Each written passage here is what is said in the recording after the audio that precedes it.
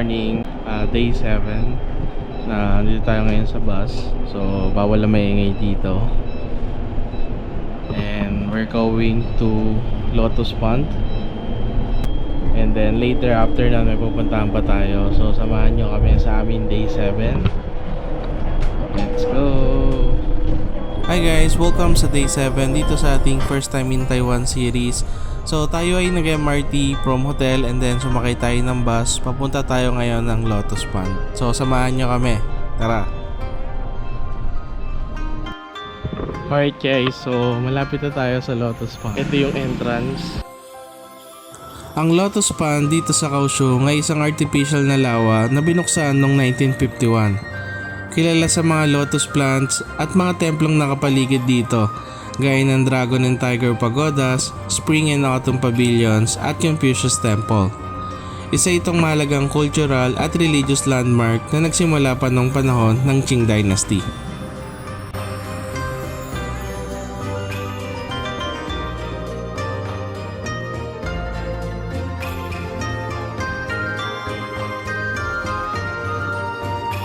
Alright guys, pasukin na natin itong Lotus Pond. Tara, let's go. Oh, laki ng statue dun sa dulo.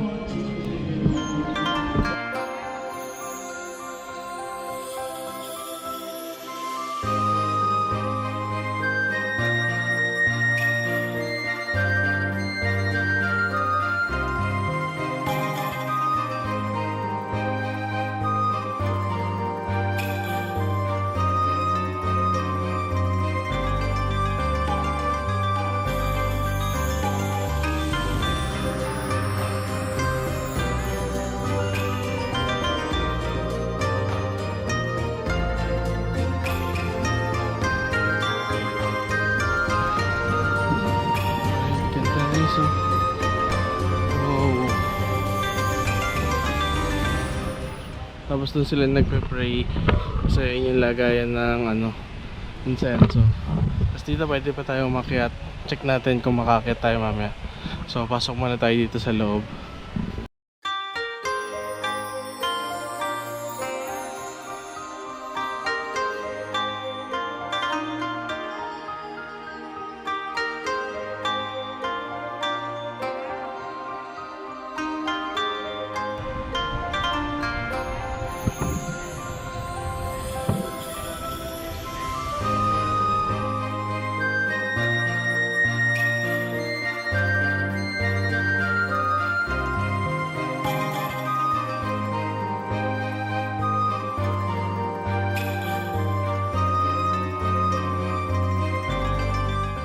Pasukin natin guys.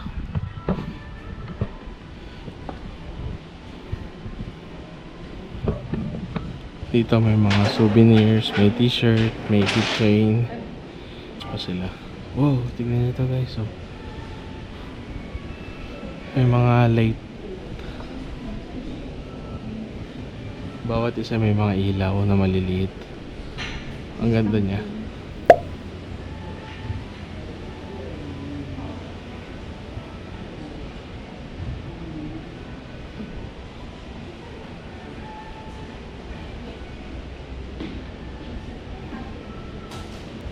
Kasi ito rin yung nasa labas kanina, yung malaki statue. Dito may kasama siya. Ayan. Tapos dito ka mag-iwan ng offering.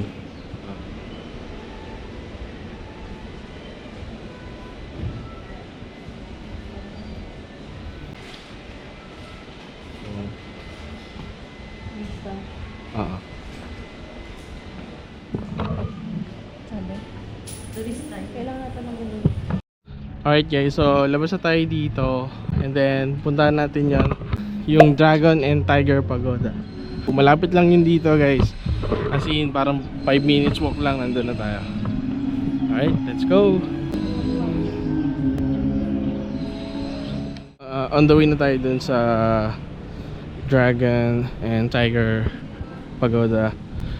Pero nakita natin to, may stall dito ng chicken and other fried foods. So try natin muna para may snacks tayo.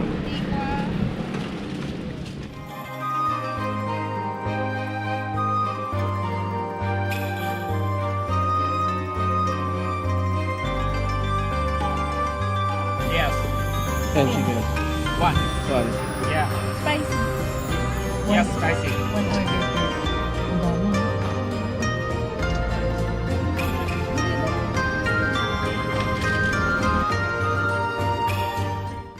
Ngayon guys, nakabili na tayo. Let's go na.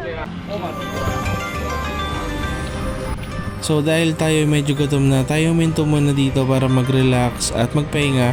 Tapos tikman na natin ito nabili natin pagkain. Pika-pika, let's eat. So guys, dun sa nabili namin doon, yung mga fried foods, 30 NTD lang per order. Imagine may chicken, may sweet potato, may chicken skin, and lahat. 30 NTD lang. Dito, malapit sa ano.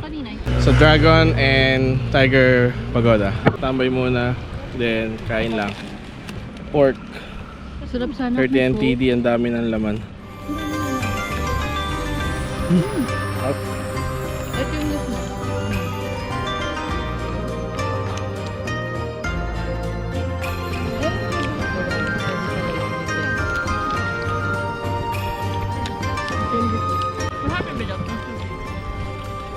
Ito parang fish cake.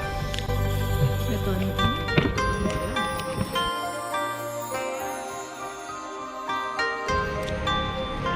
Ito?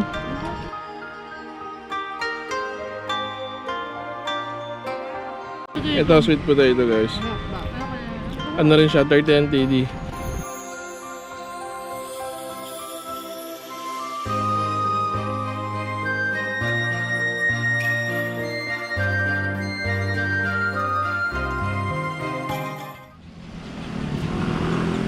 Oh, ganda guys oh.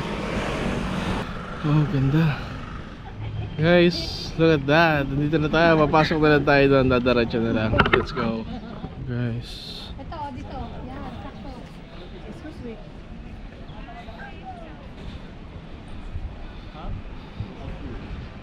Let's go. Pasok na tayo. Entering the dragon.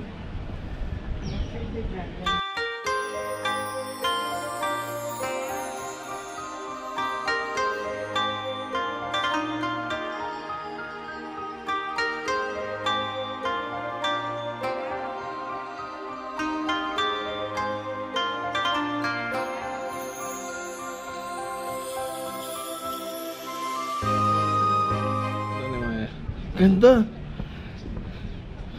Wow. Napaka-peaceful and relaxing dito, guys. Promise.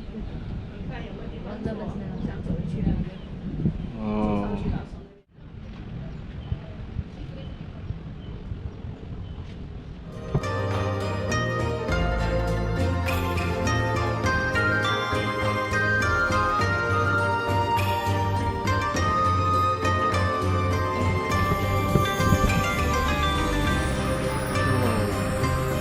Saan tayo?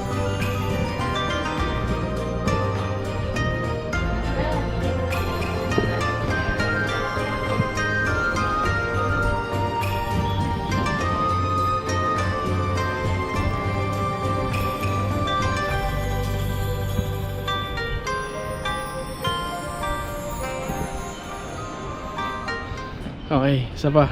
Akit pa tayo. Punta tayo ng third floor. Oh, dito tayo sa third floor, guys. Okay, akit tayo ng fourth.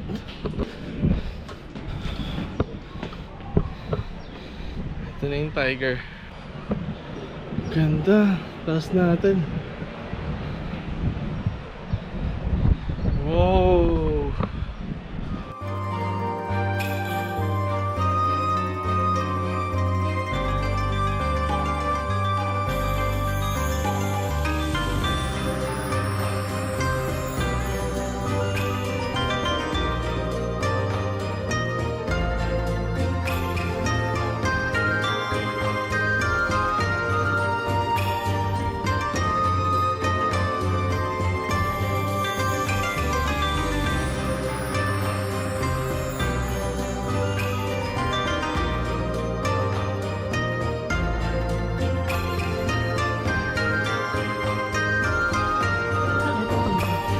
Alright, so exit na tayo guys. Dito sa Tiger.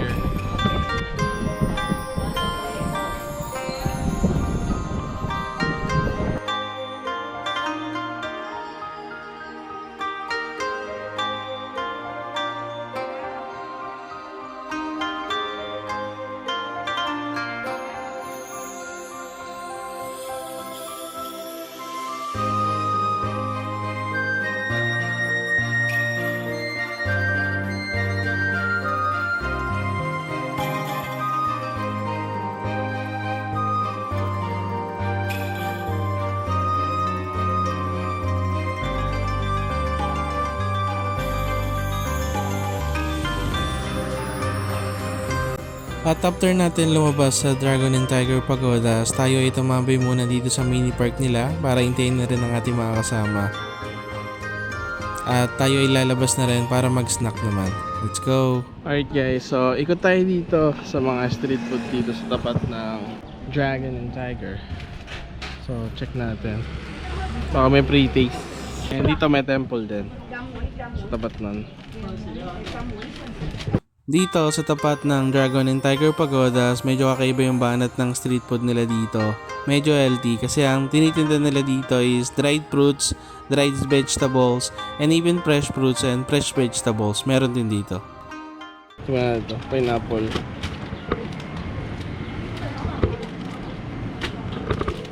Pre-taste.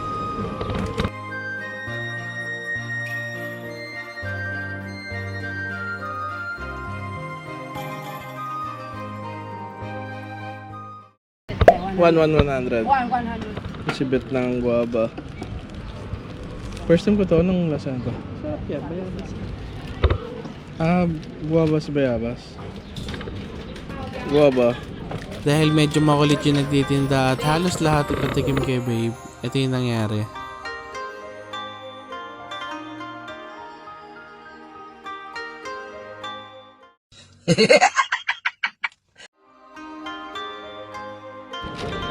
Oh?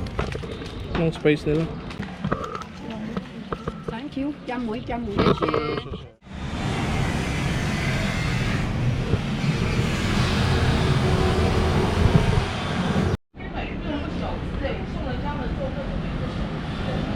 谢. So, lakad na tayo papuntang bus stop.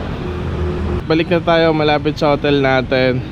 Mag-grocery tayo ng konti sa may Carrefour. See you guys. So after natin mag-snack, tayo ay naglakad na papunta ng bus stop. So 10 minutes away lang siya from Lotus Pond. And ngayon nasa bus tayo on the way to Liyue.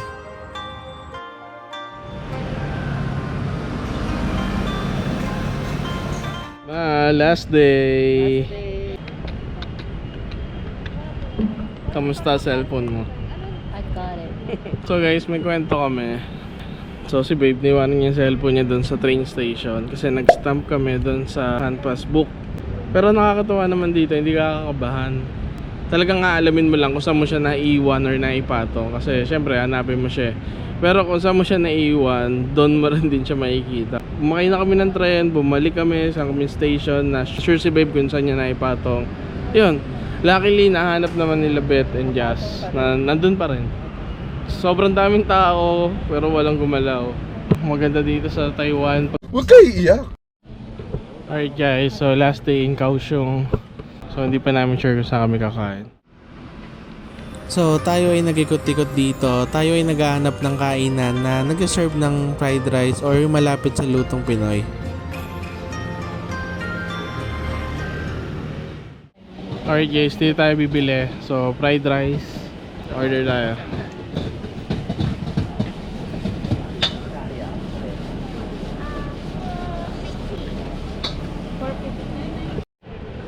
Alright, so hanap naman tayo ngayon ng ipo-partner sa fried rice. Pero at this point guys, gusto na namin makatikim ng mga Pilipinong pagkain. Sinigang at menudo, pinakbet, gano'n.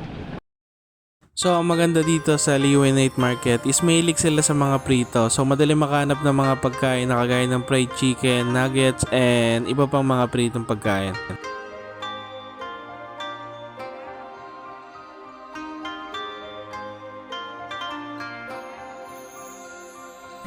Just one for this. Spicy? This one, make it spicy. Spicy? Yeah. And another one for not spicy.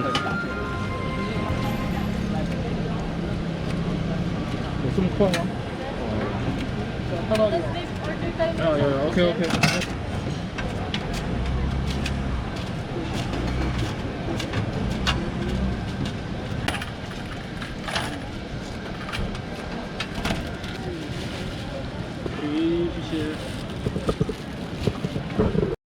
So guys, bumili rin kami ng noodles doon.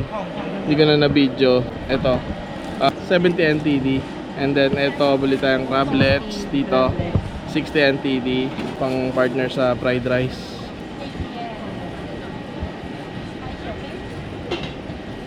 Oh, ayan. Spicy? Yeah. Yes. Dito guys, nakakatawa kasi nagka-try sila mag-Tagalog. Kasi mostly sa mga night market from Siminding hanggang makarating ka dito, puro Pinoy din. Food trip. So marami tayong biniling ulam. Guys, ito yung fried rice. Ganyan naman yan, no? So pala-parehas kami. Ang presyo na to guys, 90 NTD isa. So order tayo ng 5 para tigi-tigi isa. And this one is chicken. 90 NTD rin to. So dalawa yung in-order. Isang spicy, isang hindi. And noodles. Ano din siya, may chicken din tong noodles. Ang dami. Chicken din. Chicken noodles. So, magkano to? 70 NTD. 70 lang. And then, ito, crablets. 60 NTD. Oh, crablets talaga siya. Kasi ito yung chicken. And then, ito yung spicy chicken. Tikman natin. Nasaan spicy? Ito. Tikman natin, guys. Star. So, lasang hot star, guys. Ganon. Wala. Tapos may flavor pa rin ng Taiwan. Laging ganun yung pagkain dito. Laging may flavor ng Taiwan. Feeling ko sa pepper nila yun. Yung puti. Sarap, guys.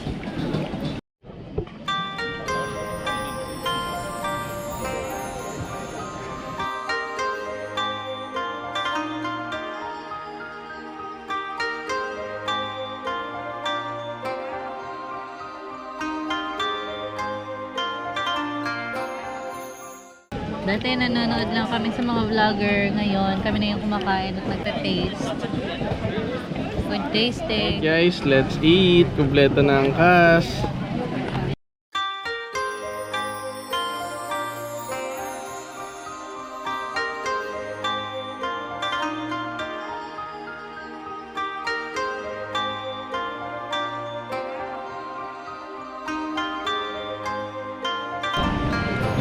Crablet.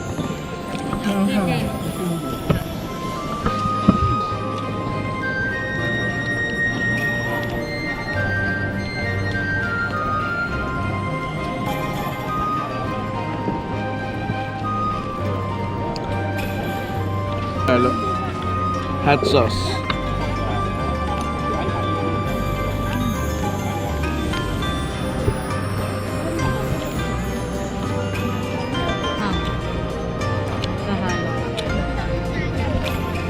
Tip, guys.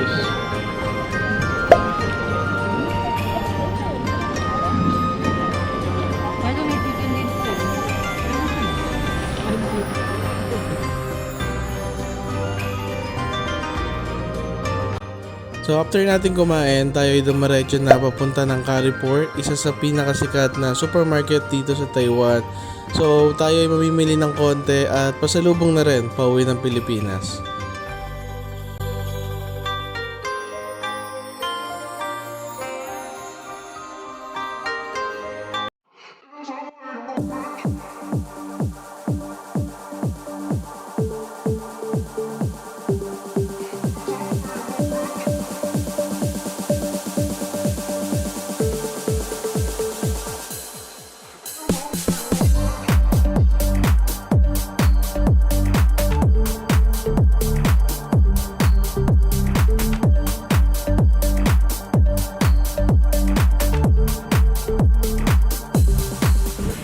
So yun guys, nandito kami ngayon sa lobby dito sa Sky One Hotel kung saan kami nag-stay dito sa Kaohsiung. At waiting na lang kami sa mga kasama natin doon sa taas, si Jazz and Beth, para makapag-check out na. Actually, bukas pa talaga yung flight namin, bukas na madaling araw. Pero babiyahin na kami to Taipei. Magbabas kami, papuntang Taipei main station. Siguro magsisiminding muna kami. Iiwan muna namin tong luggage sa mga pinaparent na locker. After nun siguro, bago mag-dilim or bago maggabi, pupunta na kami, babiyahin na kami pa Taipei Airport.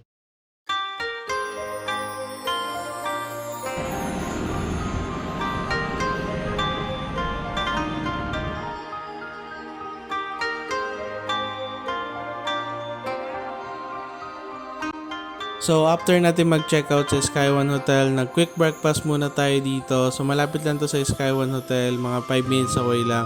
And then after nito, tayo ay maglalakad na papunta ng main bus station dito sa Kaohsiung para bumiyahe naman pabalik ng Taipei.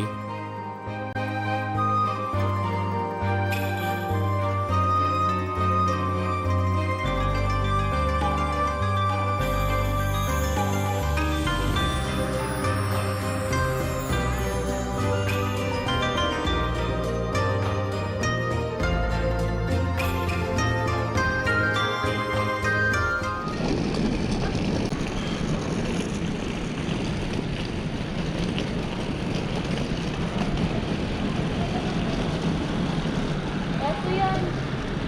Bet.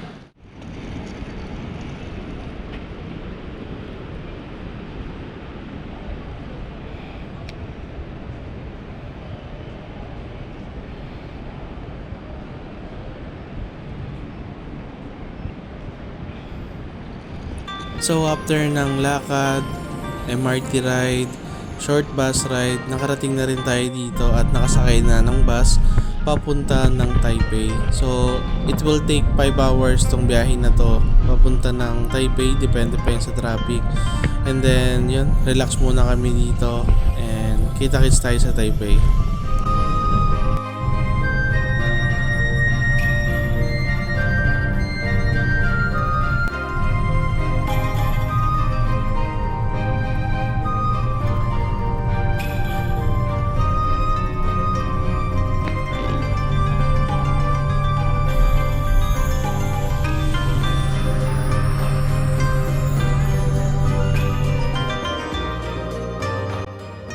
So after 3 hours of bus ride, na quick stopover muna ang bus na sinasakyan natin and pinayagan kami at binigyan ng 10 minutes na para kumain or bumili ng snacks and then biyahe ulit. Ayan, kanin yan. Ito kaya, Bet, tingnan mo may butas sa gitna.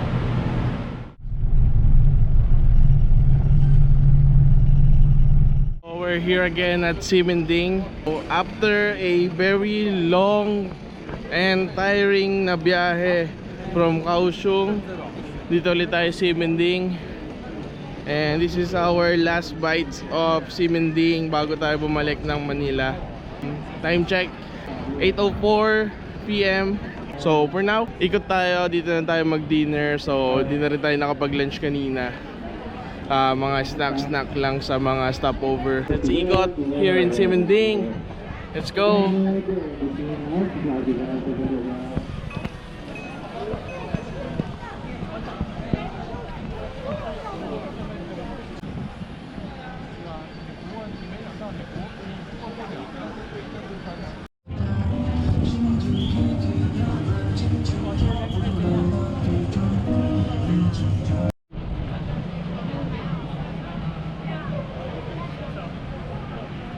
Alright guys, dito tayo kakain ulit sa fried rice. It's a fried rice.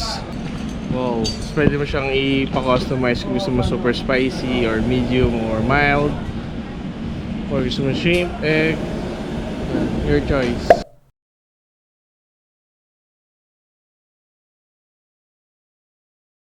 Guys, munggong drinks, as in kung ano yung lasa ng ulam natin sa Pilipinas, ganito yung lasa niya.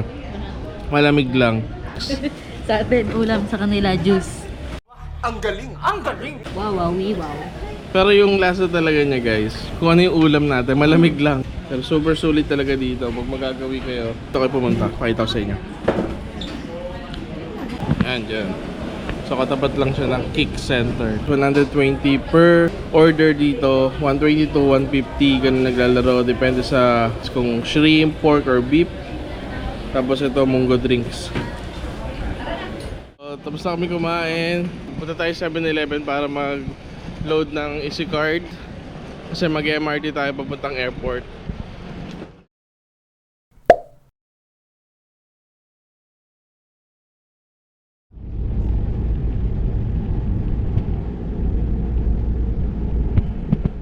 Alright guys, so uwian na. Konting-konti na lang. So ito yung pinakamalungkot na part and pinaka nakakapagod para sa akin.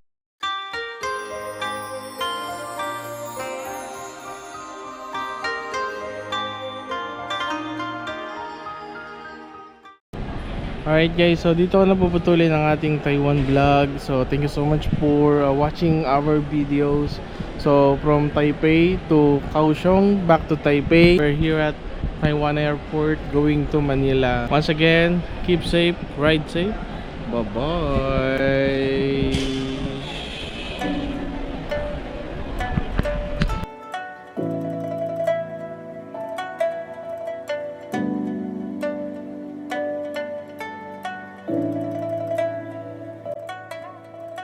Guys, tapos na ang 8 days na gala natin dito sa Taiwan.